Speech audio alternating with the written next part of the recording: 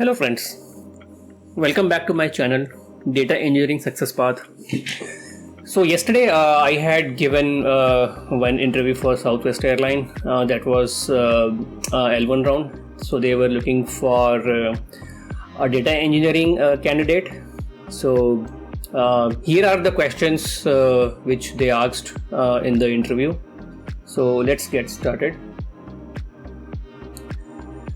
So the first question was asked to me.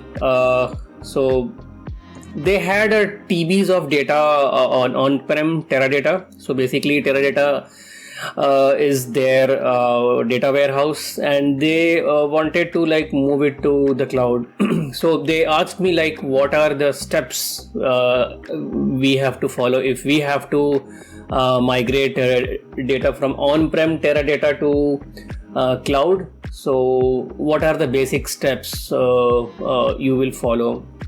So similar kind of project I had already taken in year 2018, and we had used AWS Glue basically for migrating our Teradata warehouse to Redshift. So I explained him the same thing, and the same thing I'm going to discuss here as well, but in a detailed way. So all it starts from the assessment and planning. So we have to assess the current Teradata database schema first, data volume and the types, and we have to plan the data migration strategy, which includes what data to migrate historically and what to update incrementally. So those things will come under assessment and the planning that we have to do first. And then once that is done, we have to set up the glue. So we have to create a glue data catalog. Basically we need to catalog our Teradata database schema in AWS Glue, and this will serve as a central metadata repository. And then that is done, we have to set up the crawlers. Basically we have to configure the crawlers to populate the data catalog with the table definition from Teradata database, and we have to configure data sources as well. So here we have to define our Teradata database as a source in AWS Glue. So this is the main setup we have to do for the glue, and then we have to do the historical load first. So we will be having for extracting full data, we can use AWS glue jobs to extract the entire data set from Teradata and load it into Amazon S3 in an optimized format like Parquet. We can have transformation is again optional if we want to enrich it, or if we want to add any audit columns. If any sort of transformation is there, so we can transform the data using AWS Glue data processing capabilities if necessary, to match the Redshift schema or to optimize the performance. So and then we can load the data to S3. So again, transformation is the optional part. Next comes to the incremental data load. So here we have to identify the incremental load. We have to determine a method for identifying new or updated records in Teradata. So we have to figure out, for example, we can take any timestamp column from the source, and based on that timestamp column we can identify the incremental load. And once that is done, we can schedule our glue job. We can set up scheduled glue jobs to extract only the new or changed data since the last load, and we can merge the data. So again, Glue or Redshift we can use as Redshift Spectrum as well to merge incremental data with the historical data like in Redshift, ensuring a complete and up-to-date data set. So once that is done, we have to load the data into Redshift.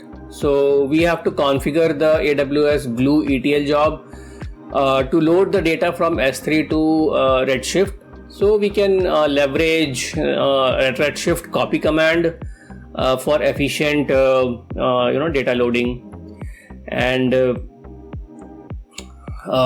we can like validate data load as well. We have to ensure the data in Redshift matches the source data in terms of completeness and integrity.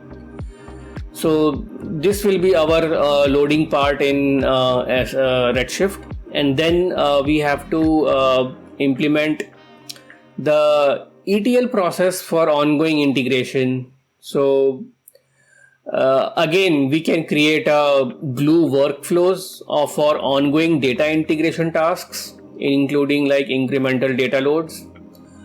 We can continuously monitor the data integration process, optimizing performance and cost as needed. So why we had chosen Glue? Because it's a self package, like it's a complete package. You can do everything like within the AWS managed Glue itself. So, and the last step will be like the cutover and go live. So we need to like finalize the migration by switching the production workloads to Amazon Redshift and decommission the Teradata database once all the data and workloads are successfully migrated and tested. So this is a very basic like overview of like the complete your migration approach using AWS Glue from Teradata to Redshift. So let's move to the next question. So while migration, like what are the main factors like you will be considering? Now there will be like various factors we will be considering. So the first thing, like we have to come up with a migration plan and migration strategy. So here, like we can see, I have created a tree structure for the migration plan. The very first thing is like we need to consider the cost consideration and the security measures and your data governance. These three things I had focused like in the interview. I said like I will be focusing more on the cost, security and the data governance and performance. So but these like points are like distributed in the various other points as well, which I will be discussing now. So let's come to the cost consideration first. So it comes with the initial migration cost, which can include like cost related to tools, services, and the labor for like migrating data and applications. We have having operation cost. So basically, operation costs are nothing but it's like post migration cost, including like storage, compute, and network usage. So it's essential to optimize cloud resources to manage these costs effectively. And we have like a downtime cost, basically the potential cost associated with downtime during migration. So planning for minimal downtime or executing migration in phases like can mitigate this problem. And we can have this long-term savings. So the anticipated cost savings from moving to the cloud, such as reduced like hardware maintenance or operational efficiency gains. So it will help you a lot like in long-term savings. Coming to the security measures. So the very first thing would be like the data protection. So we have to ensure that data is encrypted like during transit and at the rest in the cloud. So we should utilize cloud provider tools and best practices for encryption. We can apply access control. So by implementing strict access control and identity management to ensure only authorized users and systems can access cloud resources. We have to think about compliance as well. We have to ensure the migration strategy for any regulatory and compliance requirement, so relevant to your industry and data types. So everything should be in compliant. About the network security, we have to configure the firewalls, we have to configure VPCs and other network security measures to like protect the migrated environment. Once the cost and security measures are taken, we have to like focus on the data governance part. So as part of data governance, we will be like focusing on the data quality, and we have to ensure the migrated data like maintains its integrity and quality. So this includes cleaning data before migration if necessary. Then we have metadata management. So basically here we are maintaining metadata accurately during and after migration for effective data management and compliance. We have to implement data life cycle as well by implementing like policies for data retention, archiving and deletion to manage costs and compliance. Next we have auditing and monitoring. So we have various tools and processes like for ongoing monitoring and data access, modification and to governance policies. So we can easily do the monitoring and auditing. So these four things are comes under data governance. Data governance. The last would be like performance optimization. So we have to like come up with a migration strategy, basically choosing the right migration strategy. For example, like rehosting, refactoring or rebuilding, like that balances performance needs like with cost and complexity. So we have application dependencies. So understanding and mapping out like application dependencies to ensure they are migrated in an order that maintains or enhances performance. Resource allocation, properly like sizing and allocating cloud resources to meet performance requirements like without over provisioning will help a lot in gaining the performance. And coming to the scalability, we have to ensure the cloud environment is scalable to handle future growth in data and like user load without degradation in performance. So these things we have to like take care as part of like performance optimization. So yeah, next move to the next question. So the next question was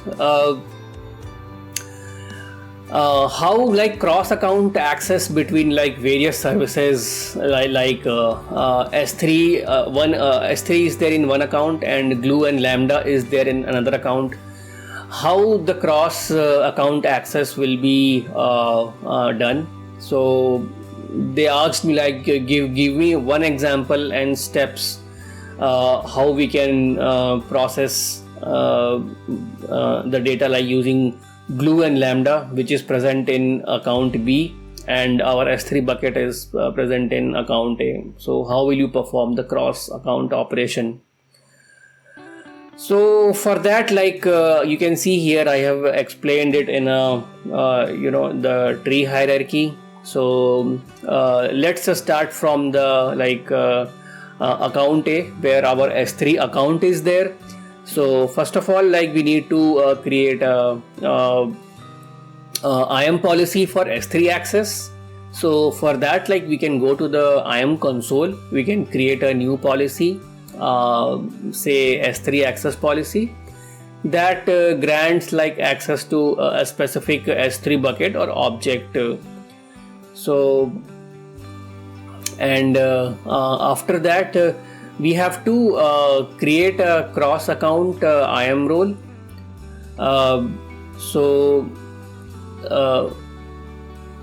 still like in the IAM role console, create a new role for, say we can say like a cross account role for glue lambda, we can say, and select another AWS account during the setup itself and enter the account B account ID and attach the S3 access policy you just created. So and you have to note the ARN role which will be used in future. And in account B, basically account B has your glue and lambda account, right? So for that also we have to create a policy that allows like assuming the role from account A. Okay, so we can give the policy name as like assume cross account role policy, and we need to attach policy to glue and lambda execution roles. So we have to ensure the like AWS glue and lambda services in account B have execution roles created. So and attach the policy to these roles. Then we have to modify like glue and lambda to assume the cross account role. So basically like AWS glue script and the lambda function, we can modify glue scripts and lambda function code basically to assume the cross account role for glue lambda before accessing the S3 bucket. So this we have to do it in the code, and we can easily access like between the cross accounts. So for testing and validation, like we can invoke our glue job and lambda function to ensure like they can access the S3 resources in account A successfully, and we can monitor the CloudWatch logs like for any errors or like permission issues. So yeah, I mean this approach will set up the cross account access by leveraging IAM roles and policies and allowing AWS services like glue and lambda in one account to access S3 data in another account. So this was the question. Let's go to the next question. Design an end-to-end system through Postman. So user will be basically sending a payload. It will be a JSON data. There will be some transformations applied on that data. We need to process that JSON data, and it has to be written onto S3. So for that, like how will you design a pipeline for this? So this was the question. So I told him like we can here you can see like the Postman is posting the payload in the form of JSON, and basically we are hitting an API gateway which will be invoking a lambda function. all the processing will be done within the Lambda function, and the writes will be happening through Lambda function onto S3. So this is the proposed solution I gave. So for this, like the very first step would be like setting up the S3. So we can create an S3 bucket and set up the Lambda function, create a Lambda function, go to the Lambda console, create function, or choose author from scratch, name your function, and you can select the runtime like Python or like Node.js, and choose or like create an execution role that has permission to write to S3, and then create function. So considering like implement the transformation logic, so inside Lambda function editor we have to implement the logic to parse the incoming JSON payload. We have to transform the JSON data to CSV format and then write the CSV data to S3 bucket. So inside the Lambda handler method we have to write the code for this, and after that, like we have to set up the API gateway. So you can create a REST API, you can navigate to the API gateway console, and there you can create a API and select like REST API. Then we have to create a like resource and method. So create a resource under your API, add a post method to the resource, and then like select Lambda function for the integration type, and link it to your Lambda function created like in the above step. Then like your deployments come, you need to deploy your API. So create a new deployment stage, and anything like prod, dev, QA, and deploy your API. And note the invoke URL, like you will use this URL in your Postman to post your JSON payload. So this is very important. And for testing like your complete pipeline, you need to send a JSON payload via Postman. So just open the Postman and create a new request, set the method to post, and enter the invoke URL from your API gateway development, and use like headers, add content type like as application JSON, and in the body choose raw and input your JSON payload. That's it, and just send the request. Once you do it, you can start to like verify the data in S3, check your S3 bucket like for your data.csv file, and verify its content like reflect the transformation applied by your Lambda function. So this was the ask, and I said by using API gateway and Lambda function we can create this pipeline. Let's move to the next question. Okay, so we have Terraform and CloudFormation. Now, in which scenario you will be using Terraform, and in which scenario you will be using CloudFormation? Now, this is a little tricky question, because like both Terraform and AWS CloudFormation, they are like very powerful tools like for infrastructure as code, allowing you to define and like provision AWS resources through code. But again, the choice between them, like for deploying the described data pipeline. Okay, so the interviewer asked me the pipeline which just now you explained me, right? The above pipeline. So for above pipeline, which is the preferred mechanism, Terraform or CloudFormation? So this was his ask. So I told him like there are various like pros and cons of CloudFormation and Terraform. When we choose like Terraform, I've already given what are the scope, syntax. You can pause the video here and you can go through the scope, syntax, learning curve, community integration. So basically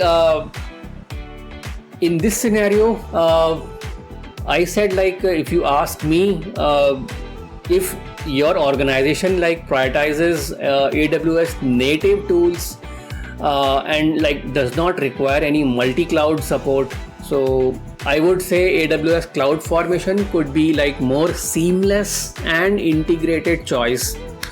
However, if you value like flexibility or modularity and like potentially have a plan for a multi-cloud strategy in future, so I would suggest Terraform offers advantages in these areas. But ultimately, the best choice like depends on your specific project requirements. So at the moment, I cannot say this is the best and that is the best. So we need to consider various aspects: existing infrastructure, your strategic direction. So considering those things, we have to take a call on Terraform or CloudFormation. Moving to the next question.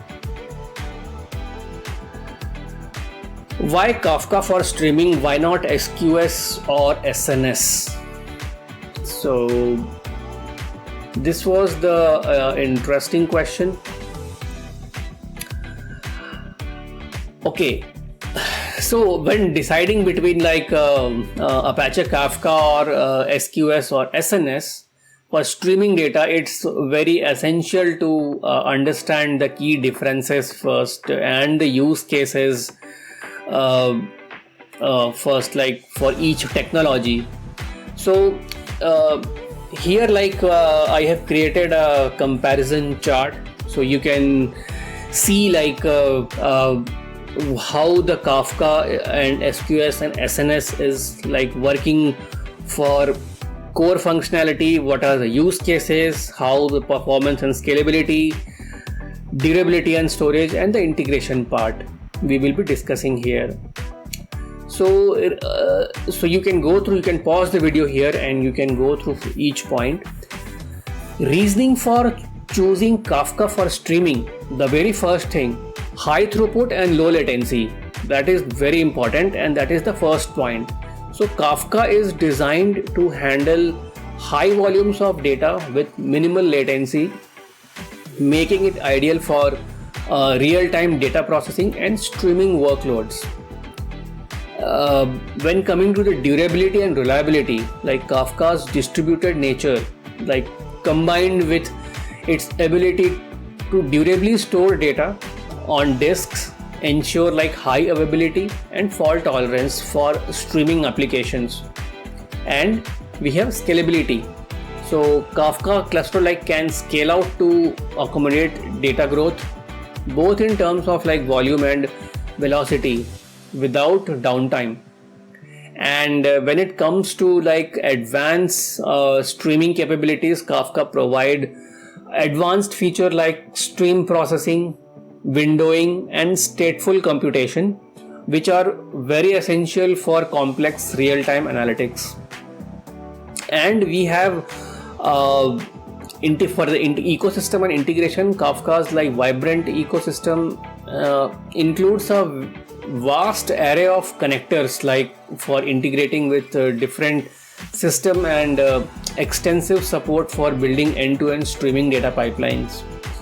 So while Amazon SQS and SNS are powerful services within AWS ecosystem, offering like simplicity and tight integration with AWS services, but they fall short like in handling the complexities and requirement of advanced streaming scenarios that like Kafka excels in. SQS and SNS are like more suited to the simpler queuing and notification use cases, respectively, rather than the high throughput, low latency demands of like modern streaming applications. So yeah, these are the main reasons like why Kafka is used for streaming. Moving it for the next question. Okay, So, what is the use of offset in Kafka, and how it works? So, in Apache Kafka, an offset is an critical concept that enables Kafka to provide its distributed application. Basically, it's essential to keep the track of consumed messages, basically we can say. So we have the message ordering within the Kafka topics partition. Messages are appended in an immutable sequence, and for each message in the partition is assigned a unique and sequential identifier that is called offset. So, and what is the offset role?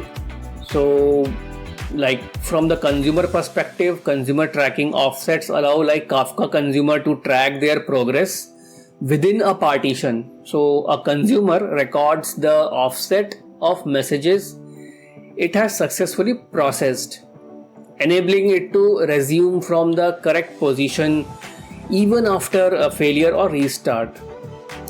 And also it helps in the durability and the reliability, since offsets are persistent, so they play a crucial role in ensuring message durability and reliable delivery.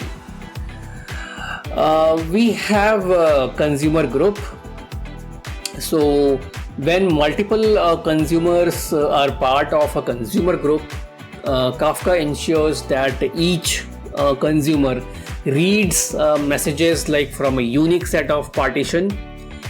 Offsets are then used to manage load balancing and fault tolerance across consumers in the group.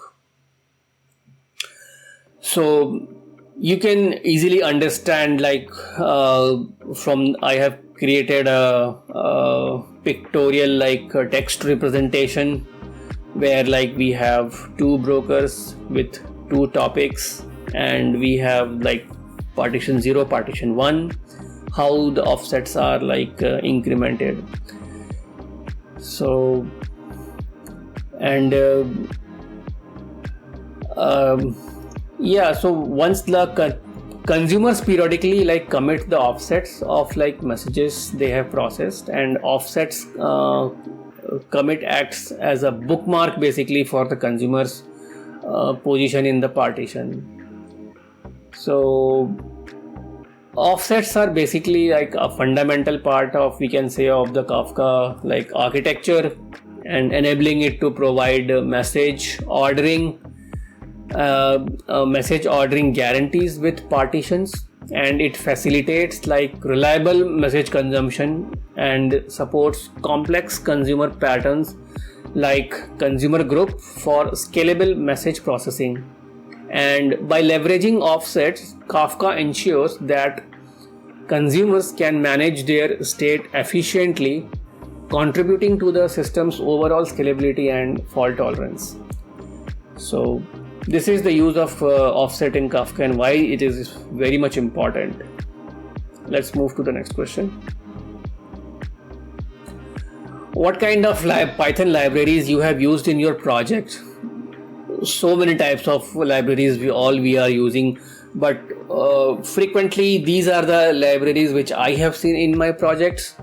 So ranging from Boto3, Pandas, PyArrow, PyTest, Data Wrangler, Airflow, NumPy, Snowflake Connect. So I just explained how each library was for useful. For example, Boto3, we can create and manage AWS resources whenever we want to communicate with S3. With the help of Boto3, we will be using it. Coming to Pandas, we can use it for data cleaning, transformations, analysis. So, and PyArrow is efficient for efficient data exchange between Python and Parquet files. So likewise, Apache Airflow automate the data pipelines for orchestration ETL processes. We will be using Airflow. So these are the use cases of like the library which we are using on day-to-day basis. Coming to the next question. So in Boto 3, if you using services like S3, so there will be two ways we can access the method. One is through client and one is through resource. So what is the difference between the client and the resource? Like when we will use client and when we will use resource. So here, like you can see, I have given a pictorial representation of Boto 3 library, which has like two things, clients and the resources. So here in Boto 3, like which is the AWS SDK for Python. So there are two distinct ways to interact with AWS services, that is through client and resources. So both offers access to AWS services, but they do so in different manners, like, and serve different use cases that I will be discussing now.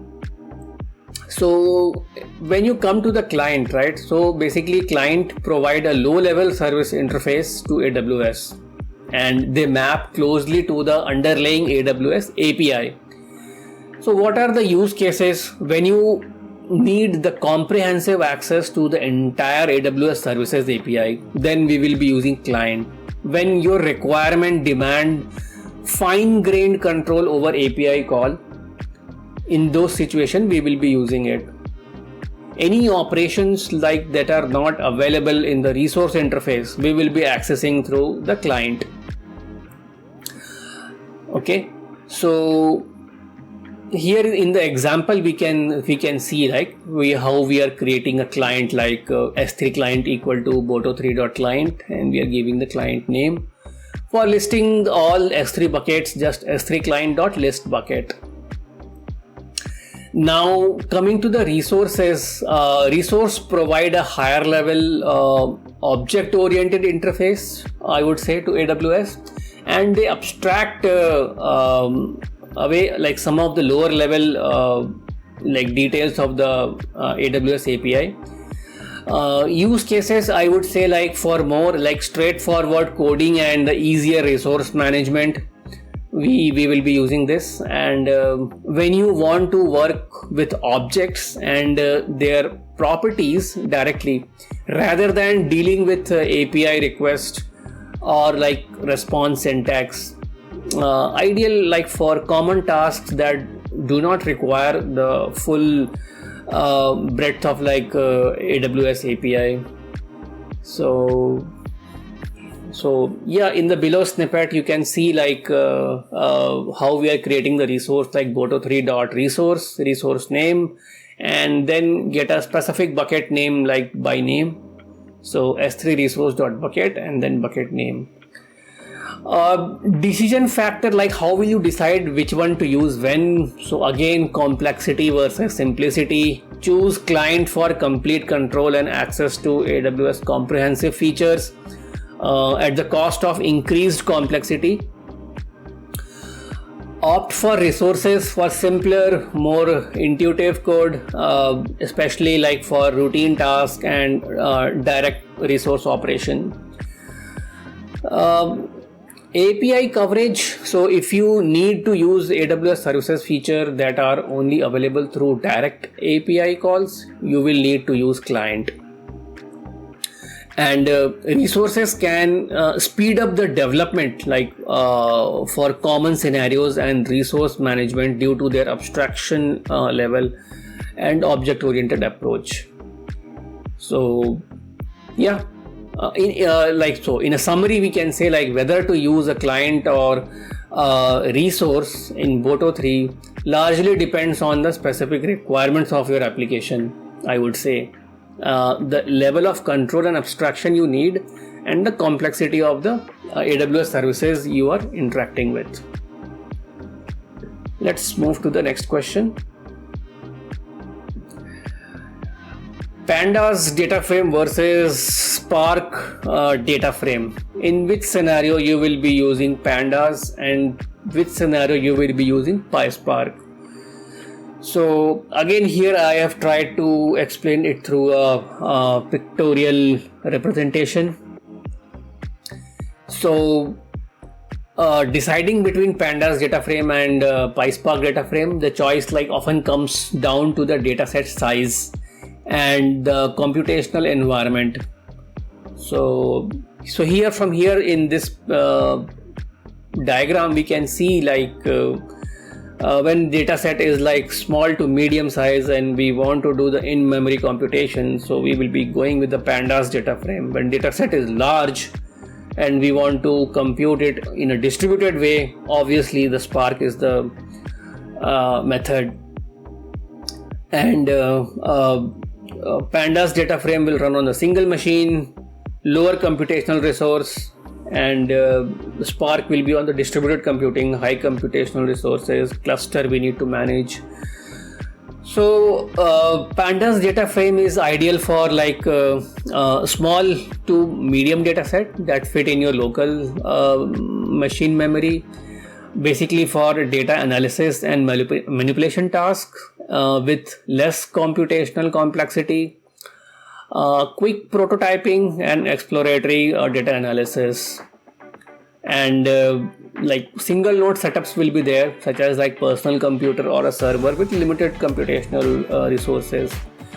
Coming to the PySpark data frame, that is ideal for large, especially those that do not fit in your memory on a single machine, big data processing tasks that require a distributed computing, and working in environments where data needs to be processed across cluster for scalability and efficiency.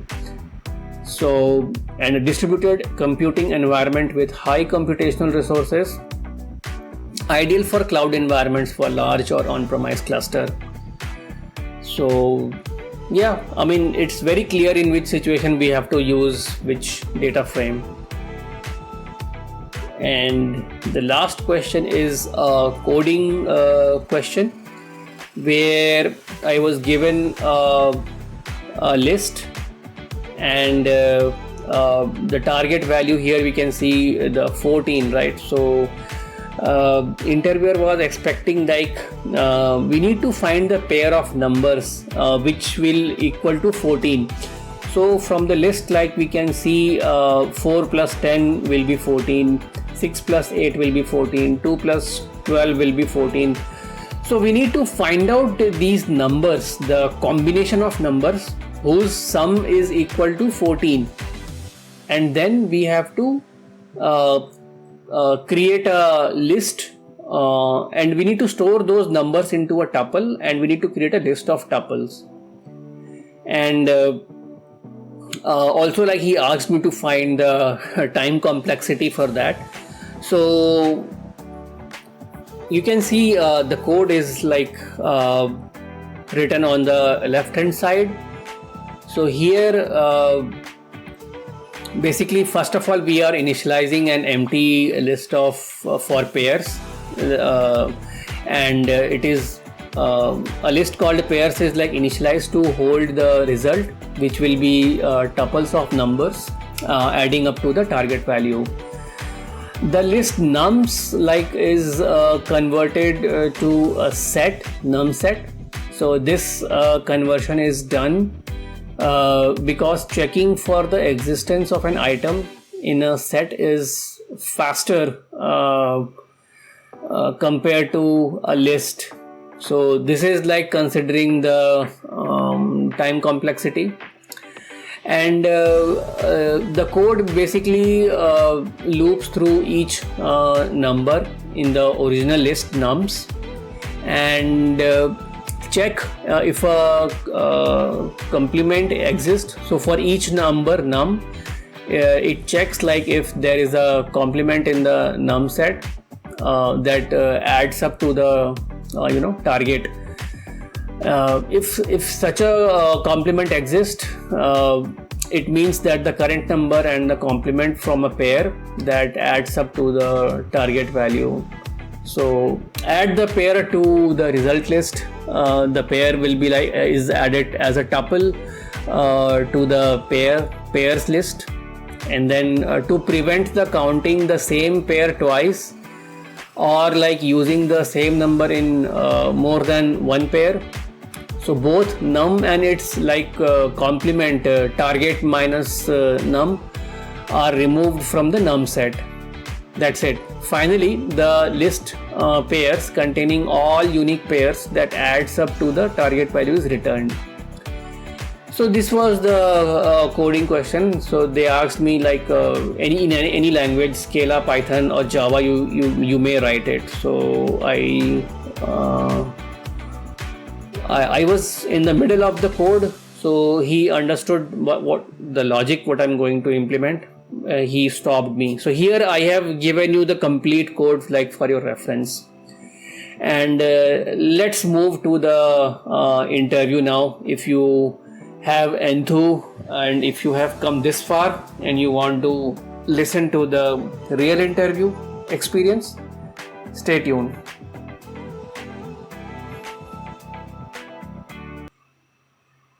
Surya. Good morning. Yeah, so Amit Surya is the very senior consultant in our organizations. And Surya, I just record the call. You can carry on. Sure, Anna. Thank you. Sorry for the delay. Can you please tell me about yourself? Yeah, so I have 13 years of total experience, out of which 7 years into data engineering. And my roles and responsibilities are to create, maintain, and enhance data pipelines.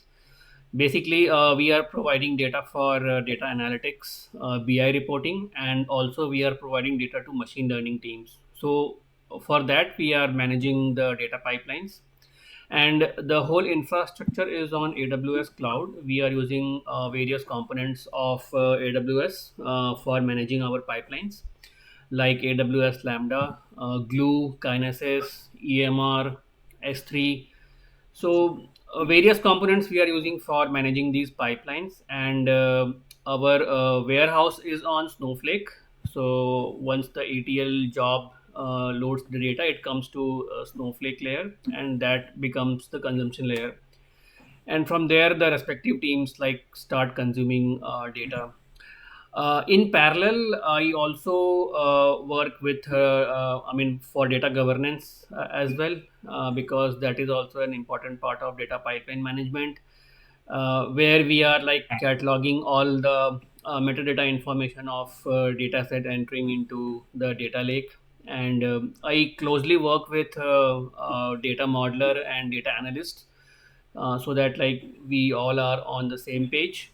And reporting will be done based mainly, there will be like either a star schema or a snowflake schema design will be there, based on the business requirement, and accordingly the facts and dimension tables will be created for the reporting and the other purpose. And apart from this, 20% time like goes to production support as well, where if any pipeline fails, or if any data issue has been reported by the business users, resolving those things also like I participate in. And coming to the programming, I'm good at Python. So I have done various application programming for using PySpark mainly for ETL load, and uh, I can do shell scripting. I mean, if any requirement comes, so we do shell scripting as well. And I can code in Java and Scala as well, because before coming to data engineering, I was a Java developer. So I can code in these two languages as well, but preference is towards Python. So yeah, these are my roles and responsibilities on day-to-day basis. Got it. Suppose we have a scenario like we have terabytes of data in on-premises, like Teradata or MySQL, some on-premises SQL, and we want to migrate this terabytes of data to cloud services, for example, AWS Redshift. To migrate the entire data from on-premises to on-premises to cloud, what are the steps that would be considering? So We can follow like we can design various kinds of like pipeline. Basically, the migration work. You're talking about the migration, right? Migration. Yes. So, see, migrating like from any on-premise SQL database to any cloud services, like AWS Redshift. Uh, so that will involve like various steps. So first of all, uh, we had done similar kind of project.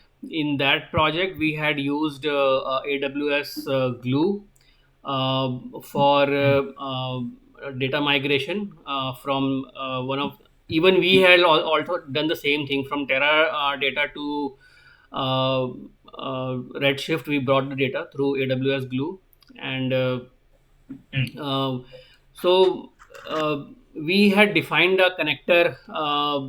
Basically, in the AWS Glue, it can connect to any like SQL database, and it will. We can start the crawler. So what crawler will do? Like it will infer the source schema, and it will capture all the metadata information, and it will create the Glue catalog, and it will create the table. And we can also like once that is done, we have to create the glue job. Basically, the glue job will be your ETL load. So we need to write the scripts in the PySpark code, where we will be basically enriching and filtering the and applying the DQ data quality checks through the PySpark code.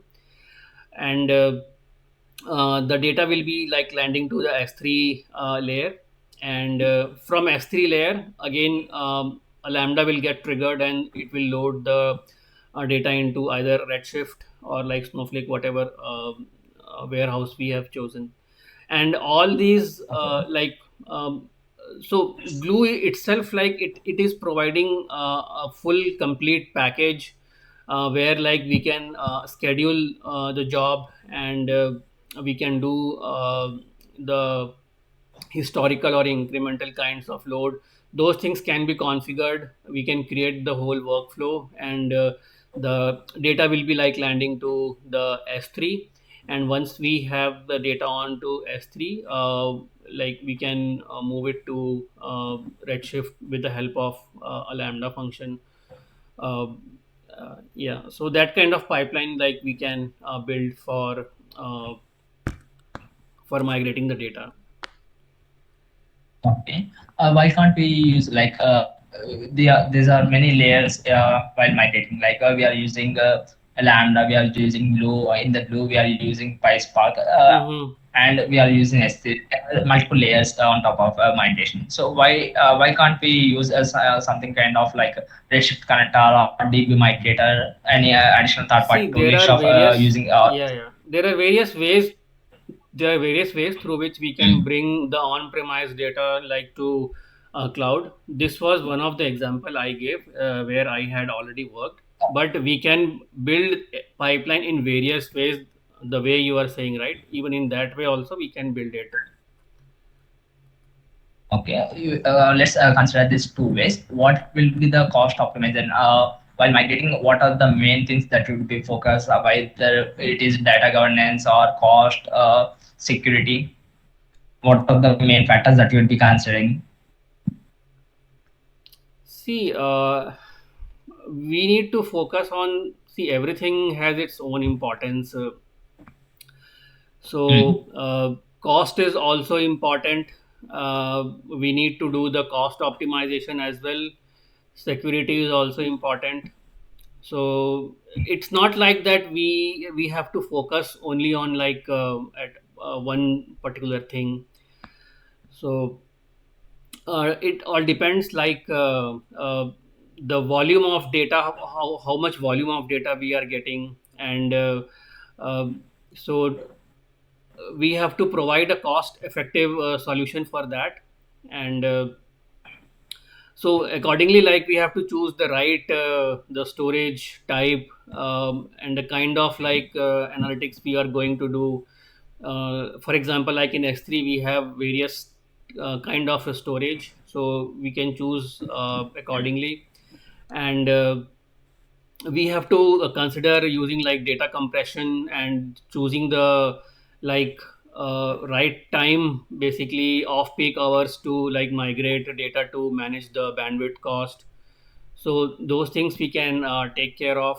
And uh, coming to like there are various migration tools and services available. For example, like DMS, we have the database migration service tool that can be like really a cost effective tool for migrating a database to AWS. Like, but you should account for the cost of the running DMS instance like during the migration. uh, Target database costs also, like we need to like take care of when coming to the Redshift pricing. Like it includes the cluster node hours, your like backup storage and data transfer costs are also there. So we have to like optimize the cluster size based on our performance and storage needs. uh, Coming to like data governance and compliance, like we have to ensure that the migration process like complies with the relevant data governance policies and the regulatory requirements. So data governance can like it also incur the cost related to data classification, quality checks, any like long term data management strategies we have. Those things like we have to take care. And coming to like the security, uh, it should include like the encryption in transit. We always talk about like encryption in transit and at rest.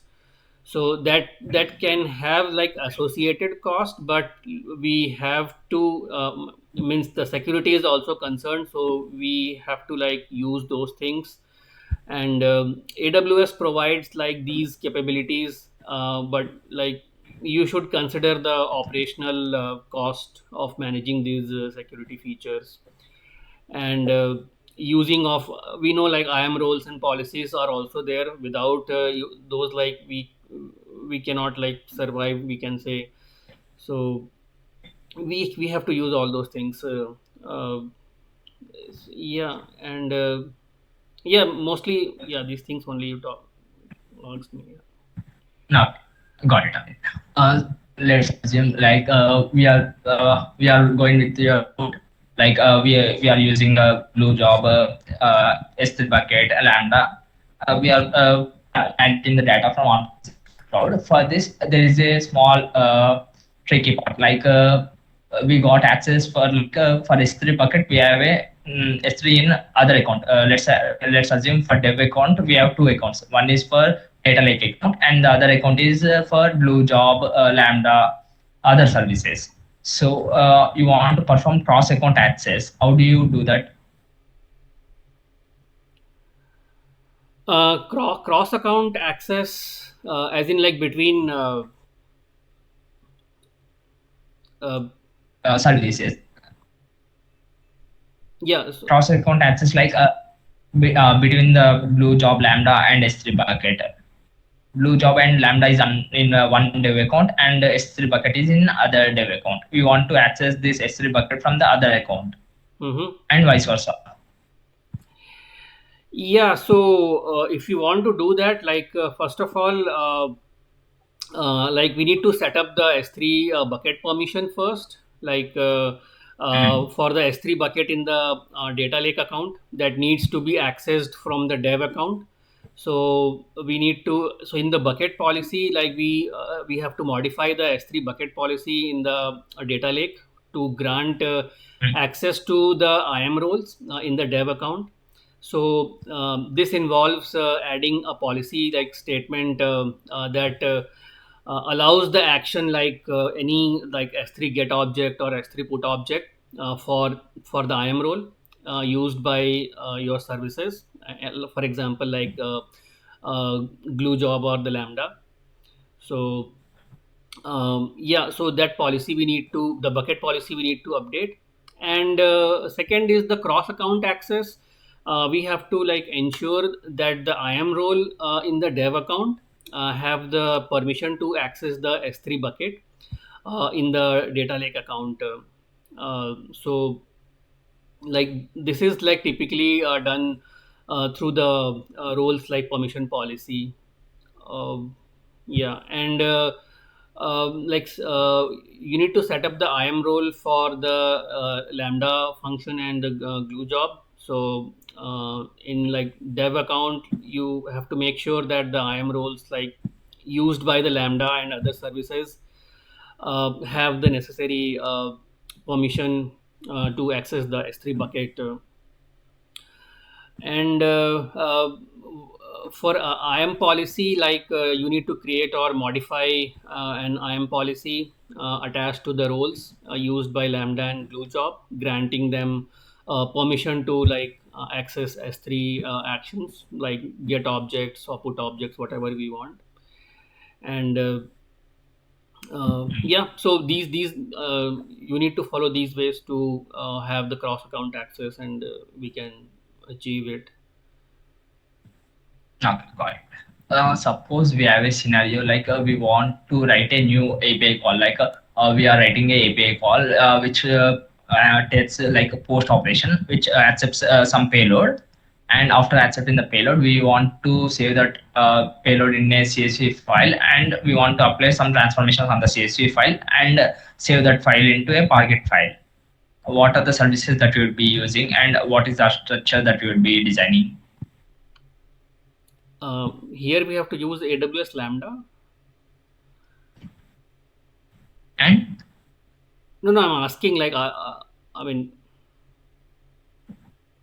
what the question is like, we want to build a end-to-end system where a person for example any user from the postman he performs a post operation and sends some payload.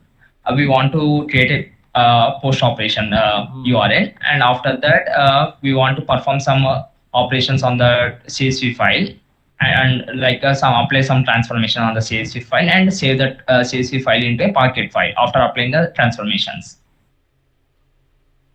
and store that Parquet file in some storage like S3 bucket or somewhere else.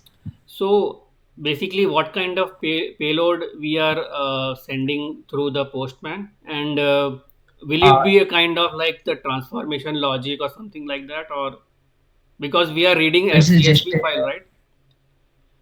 yeah, it's just a JSON file. We are posting a JSON format file. We are posting from the postman Mm-hmm. JSON data. Okay.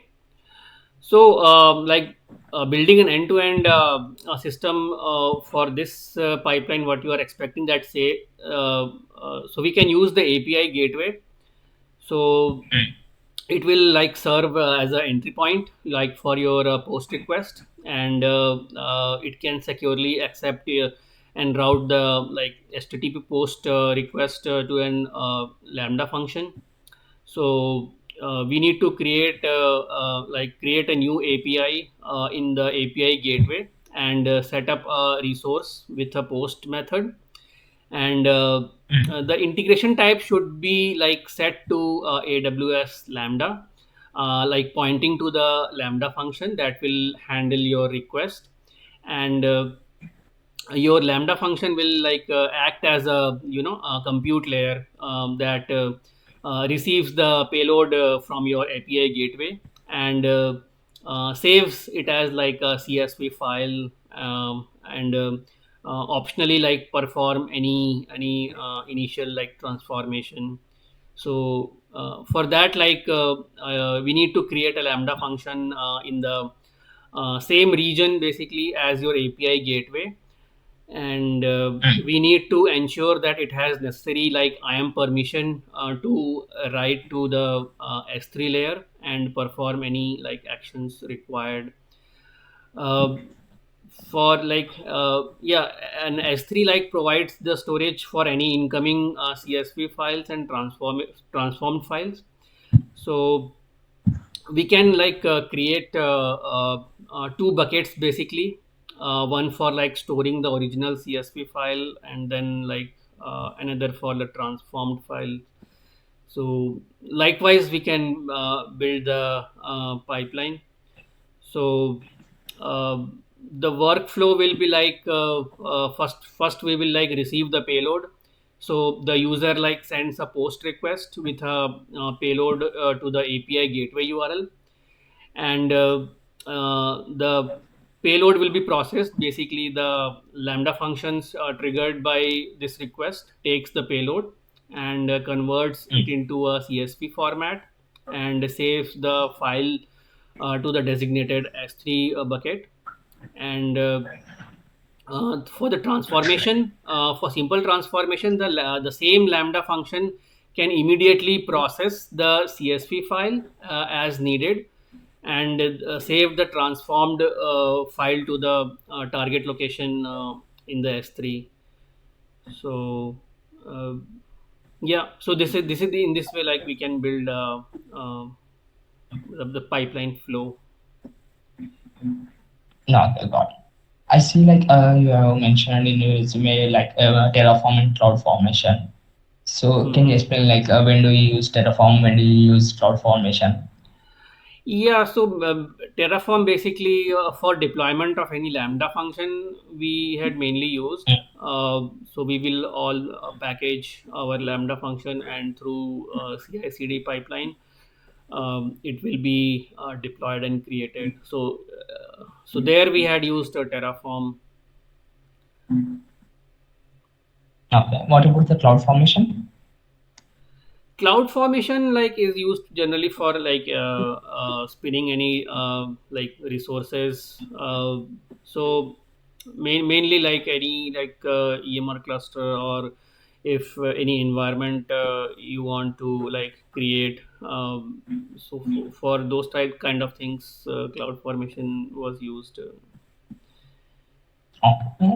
For the same scenario, suppose we have built like a previously we have designed a architecture where we will be accepting the performing some transformation and we are storing the packet file in S3 bucket. For the same architecture, client requirements is to create infrastructure as a code. For that, they ask you to suggest a solution to use either use CloudFormation or Terraform. What is your choice and why do you choose that? Can you explain? So yeah, so you are asking like cloud formation or Terraform, which one will be like our choice? Use it most like for the architecture which we have designed previously, right? For post performing post call and transforming the data and saving the data in S3 bucket. For the same architecture, we want that in a code format so that whenever we deploy to any region or any account, it would be easy for us. For that, Hmm. client is asking you whether you will be going for Terraform or CloudFormation. What is the best to use? Because the both have their own like pros and cons. Mhm. So like when we talk about the AWS cloud formation, so basically there is like no additional like cost for using cloud formation apart from the resources like it provisions. And it seamlessly like integrates with AWS services and management tools. So uh, yeah, and but the cons like it doesn't manage resources outside of AWS as like directly or like efficiently as Terraform. So depends like on the use case. If we are like interacting anything like outside AWS platform, so Terraform like in those situations like we can use. And uh, mainly why for taking the decision, we have to think about the first of all the ecosystem and scope. Like if your infrastructure is spans multiple cloud providers, I would say Terraform is the clear choice. And For AWS centric infrastructure, cloud formation is a I mean the will be a good choice. And sometimes it will come to the team expertise as well. We can consider the existing uh, expertise of your team, like if they are already familiar with one tool over the other, so leveraging that knowledge can speed up development. Like this is my personal thought, but yeah. And also we can Got it. future scope also we can consider, like future infrastructure needs, like if there is a potential to expand beyond AWS. So starting with Terraform could save effort later. So again, there are a lot of situations we need to consider before making a decision. Mm, got it. Can you explain when do you use Kafka streaming services? So Kafka streaming services mainly for uh, whenever we want to process any real time data. So in those situations you will be using Kafka streams. So for example,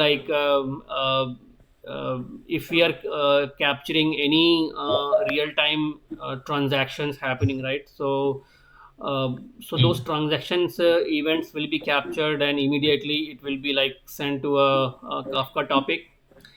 And from there, through Spark streaming, we can pull I mean we can read those messages, and we can bring it to the S3 layer, and we can do the real time analytics on that data. So we can build a pipeline which can basically, if we want to do the real time analytics, for example, if you want to do a fraud detection on the real time, any transactions are happening, and if you want to perform a fraud detection, so in those kind of situation, we can build this pipeline, and we can use Spark structured streaming and Kafka topics to integrate, and we can do that those kind of analytics.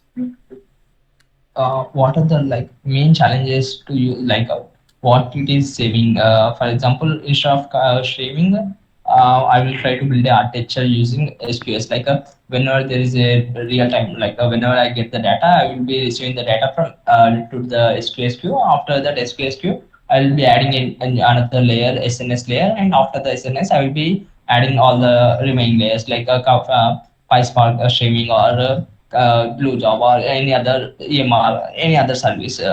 I'll be triggering. Why should I go for Kafka streaming itself? Even I can handle the data duplication or data loss by using SQS and SNS, right? So what exactly it is trying to do?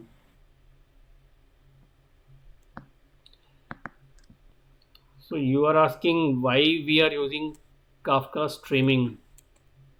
Yes, I mean, if we are going, I mean, it's for the same flow. For example, for the fraud detection itself, the real-time streaming data is always flowing. We will be getting millions of records per every second or minute. For data loss or data duplication, I am to for the prevention of those. I am using SQS and SNS. It will also prevent from the data loss. So, Yeah. what exactly use of the streaming Kafka? Again, see, it depends on the business use case scenario. So Mm. choosing between managed service like SQS or SNS versus Kafka, particularly for streaming application, it depends on several factors, I believe. And each has its strength, and is designed to serve slightly different use cases. So when coming to SQS and SNS, So like both SQS and SNS are like fully managed service by AWS, like which means less overhead for setup, maintenance, and operations. We will be having good scalability. Uh, so basically, SQS like offers exactly like once processing with like they have the FIFO queue, right? FIFO, and Mm.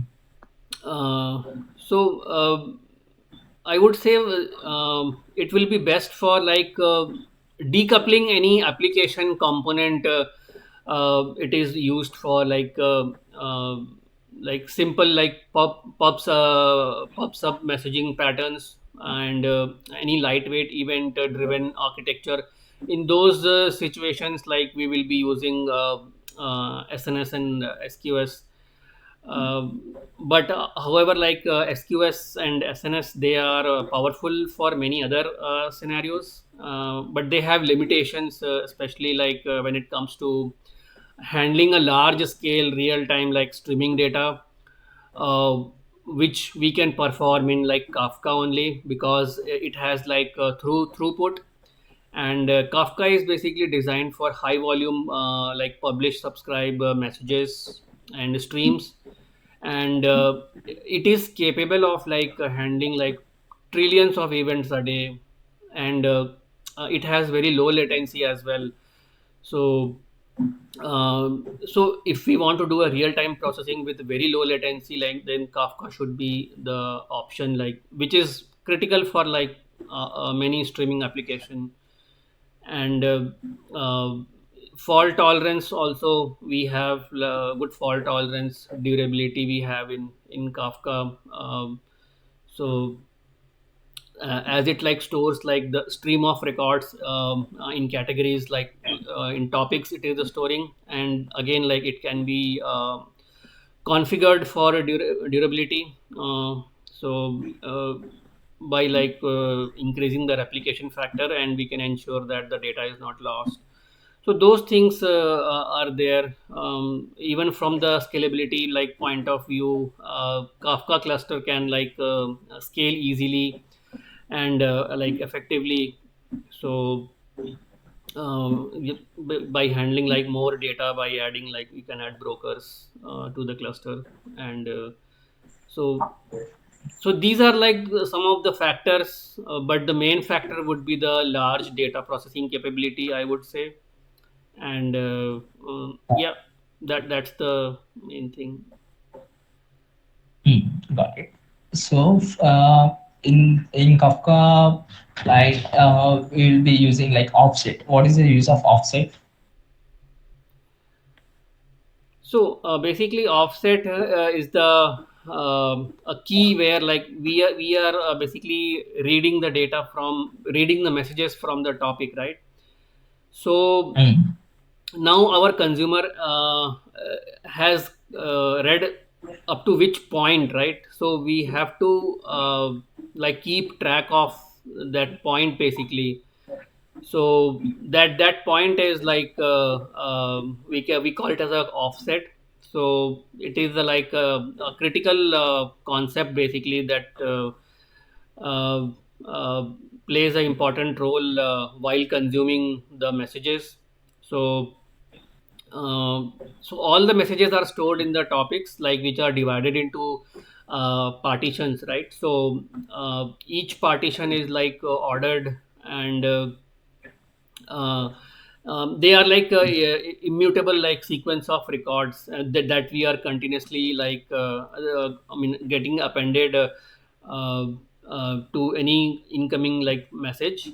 So yeah, so it's a unique identifier, I would say, for each record.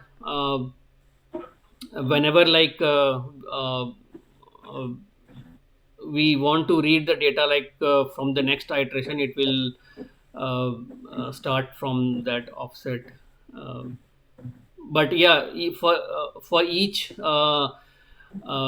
this identifier for each record within a partition, uh, that denotes like its position in the partition, where that position in that partition from where we have to read. So that is the offset. Okay, got it. Suppose, for example, let's go back to the previous one, AWS. Can you tell me, like, in AWS S3, what are the storage types available? Uh, so in S3, the storage types. Mm. So there are like various types of like storage. One is the standard storage we have, uh, Mm. which we call as S3 standard. So mainly for like frequently accessed data that can be retrieved quickly. We have the intelligent tier as well, like for any data with any like unknown or changing access pattern.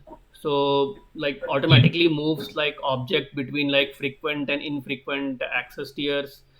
So that is like intelligent tier. We have one zone, one, so for any like infrequent access data, we can store it in a single availability zone, which will like lower the cost. And we have a glacier as well, like for any archival long term archival storage situation. So we can move like our data to the glacier. Again, like it depends on the data retention policy what we are setting. And we can like move data in between like these layers. We have for glacier we have a deep archive as well. So yeah, uh, these are the storage layers basically we can use. Mhm, got that. In Python, tell me, like, what are the libraries that you will be using frequently? In Python, many libraries are there, especially we are using for hitting any API request. Library will be there. Boto 3 will be there for mm, uh, connecting to S3 and making some operation. So we will be using Boto 3. We will be using S3, not S3, sorry, Snowflake connector. We will be using various database connectors. We will be using Pandas library for uh, doing some sort of data frame manipulations. Mm. Scikit-learn, many are there. Like when coming to the Airflow, there we are using many types of libraries. So yeah. Okay. In Boto 3, we will be having like a resource and client. When we will be using the resource and when we'll be going for use client. Uh, in Boto 3, Yes. when we will be using, I mean, I didn't get that part. So, uh, yeah, in Boto 3, like, for example, in Boto 3, if you are using a service like S3, for S3 service, you want to perform some operations like listing all the objects or deleting any objects or uploading any objects. To upload any object or to perform any operation on the S3 using the Boto 3, we can use two services provided by the Boto 3. One is the client and the other one is a resource. And like Boto 3 dot resource, in the brackets we will be calling that resource name S3, and we will be mentioning like what providing the access keys, secret access, and token. Similarly, we can use Boto 3 dot client. In the resources we will be mentioning S3 comma access key secret. So what will be the difference between the client and resource in the Boto 3?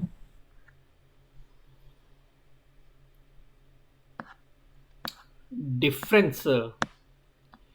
I So, mean, when do we go for the client? When do we use resource? hmm, hmm. Mainly like Boto 3 client, like whenever we want to do a low level API access, right? So So the client is a low-level representation of AWS services. Providing like direct access to all AWS service operation. So mainly like it maps like closely to the underlying like AWS APIs, and client support like every API action available for the services. Like for S3, this includes we can do the operation like list bucket or like put object or delete object. So we have the because like due to the lower level of abstraction using a client, like it gives you I would say more control over the API calls. And uh, coming to resource, it is at high level abstraction, like it basically represents a high level uh, object oriented abstraction over the underlying services, AWS services. So yeah uh, resources basically they offer like simplified object oriented interface like to Yeah. AWS services. Yeah. You have mentioned like you will be using pandas for manipulating the data, right? So and also like you mentioned you have used PySpark. So Mhm. PySpark and pandas both deals with the data frames itself. So when do we use PySpark data frames? When do you use pandas data frame? Both are converting the data into the data frames and performing operations on top of that. Yeah, so again, depends like on your use case. So Mhm. as we know, like PySpark, it is on the it works on the distributed computing. So And w- uh, so when we have a very large data set like which we want to process, mhm. I would say like PySpark would be the best option. And for Okay. smaller data sets, we can definitely use pandas. That is one main difference, I would say. And uh, there are many very various things like if we come to, if it comes to the Spark, all those scalability and integration like with other big data ecosystem we can easily do with the PySpark, but that is like not with the pandas. So um, in a nutshell, like when working data that fits in your like local computer memory, we can use pandas. Whenever like we want to perform any data analysis task that require like uh, uh, any complex like operations which is supported by pandas, so we can use in those situations. And when there is a need for any like quick iteration and any exploration we want to, because for PySpark there is a, you simply cannot execute any PySpark job, but uh, pandas application is easy to write and execute it immediately. So locally, so we can in those scenarios we can use and pandas. For PySpark, as I said, for processing large data set, we will be using PySpark. uh, any working on task that benefits from the parallel processing, so across multiple nodes. So uh, because in Spark we have to do the transformations, aggregations, so those things like Mm. will be much more efficient on the PySpark cluster. So and scaling up is also like easy in PySpark. So yeah, depends on use case scenarios. Got it. In the chat, I'm providing you a coding question. Can you please share your screen? Yeah, sure. Thank you.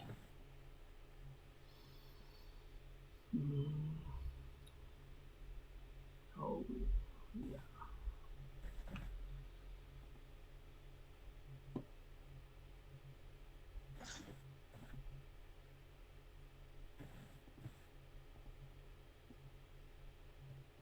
Can you see my screen? Yes. Yeah, tell me. Yeah. Open the chat. I have pasted the question.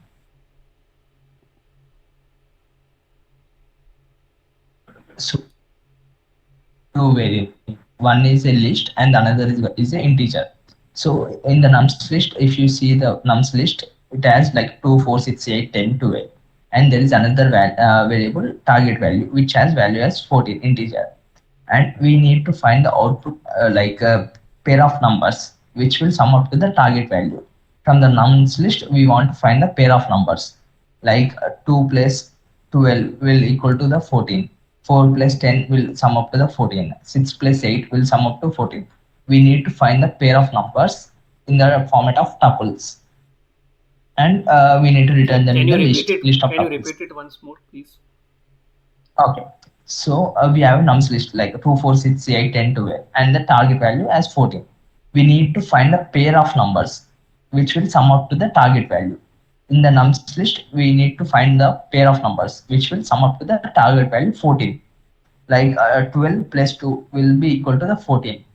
4 plus 10 will be equal to 14. 6 plus 8 will equal to 14, and the output should be in the format of a list of tuples. If you see the commented line 3, the output will be in the list of tuples, which like Mm. 4 plus 10, Mm. 14, 6 plus 8, 14, 2 plus 12, 14. Okay. So we need a Python code, right? Yes, any language should be fine. Python, Java, Scala. Hmm. Okay. You can write it in Notepad. Yeah, sure.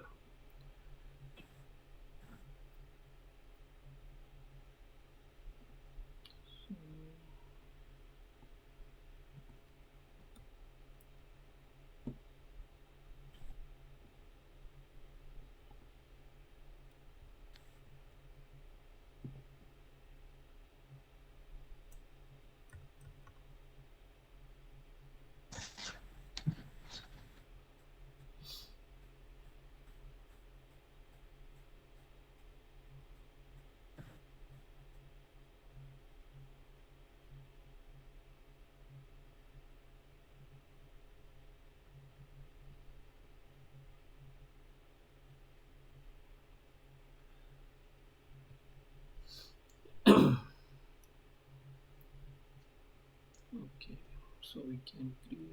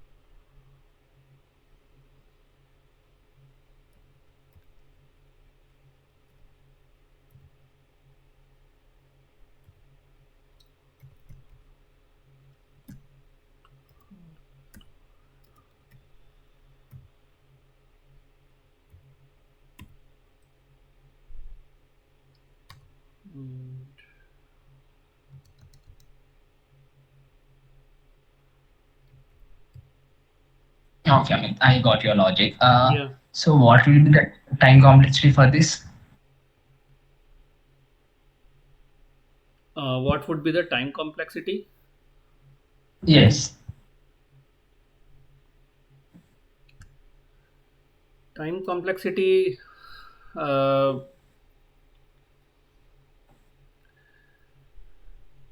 so, I mean, do we need to like find out the whole execution time? Time complexity means what will be the worst case time complexity and what is the best case time complexity. So whenever we write any code, we will be understanding like this will be the time it will be taking for this amount of numbers. If the nums list is like billions, this will be the time it will be taken. So how do we estimate the time complexity and space complexity? Any idea on that? I have heard about it, but basically, uh, what I knew is like it will be like is zero of the nth, where like n is the number of element in the list nums. So, uh, uh, yeah. Okay, no issues, Amit. Yeah, you can stop sharing your screen. Mostly, I'm done with the questions. Okay. Do you have any questions? Uh, yeah, I mean, one question I had, the type of project, is it a migration or like it's a normal the analytics project? What kind of? Like I can't say it completely like it's a analytic project. Like mostly it's kind of a like 70-30. 70% will be into analytics part and 30% like on basis you'll be on requirement basis you might need to migrate some data and Mm, kind of stuff. mm, Mostly it's kind of analytics stuff. okay, 70% will be analytics and 30% will be migrating. okay, got it. Sure. Thank you. Yeah, sure. Thanks a lot. Yeah, Have a good day. bye.